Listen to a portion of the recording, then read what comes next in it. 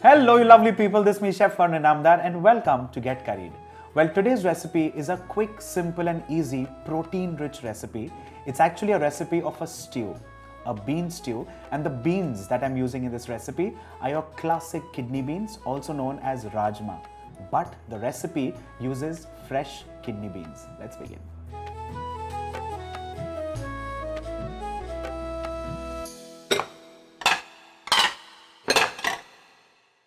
Well, like I said, the recipe is really quick, really simple and really easy. If by any chance you cannot lay your hands on fresh rajma, remember you have red kidney beans available across the globe very easily. All you need to do is wash the beans, which are of course dehydrated. Then you soak them for a minimum of 8 to 10 hours and then you drain the water in which you've soaked the beans. And then finally you put them to use. Pressure cooking time would relatively increase, but that's absolutely fine. For now, fresh rajma beans. Let's begin. For this, I'm of course using a pressure cooker for ease of cooking. And to this, I'm adding in a heaped tablespoon of ghee. Once the ghee is just kind of about to begin to heat up, I'm going to add in black cardamom, a couple of Indian bay leaves, and a stick of cinnamon. To this, let's add in a cupful of chopped onions, and in this case, red onions.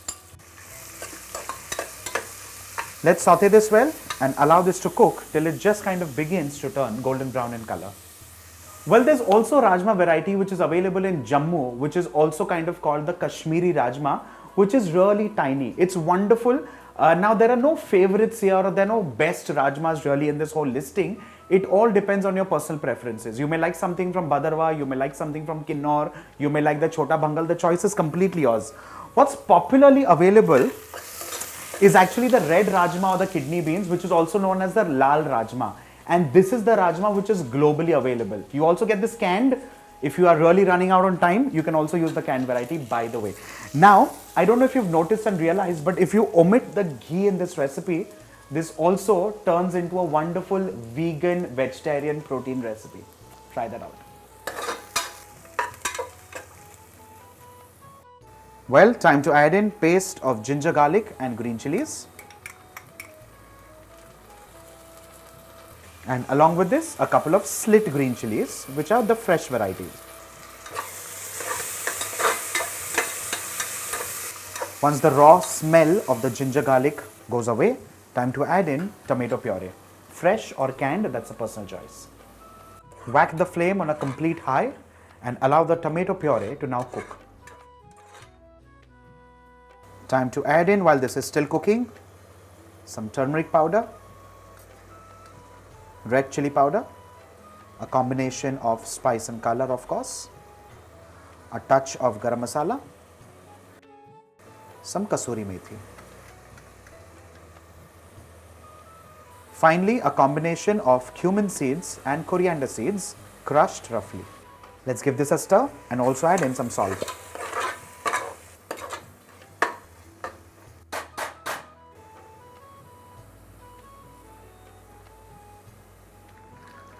Time to add in our fresh beans.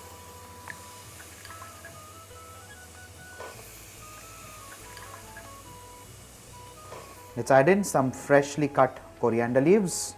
Finally, let's add in some water. I'm also using the residual tomato puree from the bowl. Let's take in a cupful of water again. Let's mix this well. Let's cover this. Now, the cooking time in the pressure cooker can be judged two ways. One is you leave it on a low flame and allow this entire thing to cook for 20 minutes, or you whack the flame on a complete high and wait for 2 whistles, let the pressure completely settle down and then open the pressure cooker. Very simple. Now, you can actually make the recipe quicker by not chopping the onions, and instead you can run that into a blender, make it into fine puree. That's option number 2. Option number 3 is magic. You take whole onions, whole tomatoes, whole ginger, whole garlic, whole green chilies, put it all in the pressure cooker, allow that to go for 2-3 whistles, and then when you open the pressure cooker, you just stir it well so that you paste the onions so that they are a little rough, and the tomatoes. Trust me, that recipe also turns out wonderful. It's literally a one-pot recipe that cooks literally under half an hour.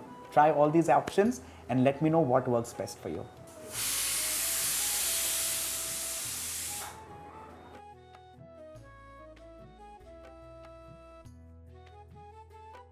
With this, ladies and gentlemen, our fresh rajma or bean curry is done and ready. Make this for your family, make this for your friends, and trust me, this goes amazingly well with steamed rice, jeera rice, garam masala rice, or even fried onion rice. Make this and let me know in the comment section. Bye for now.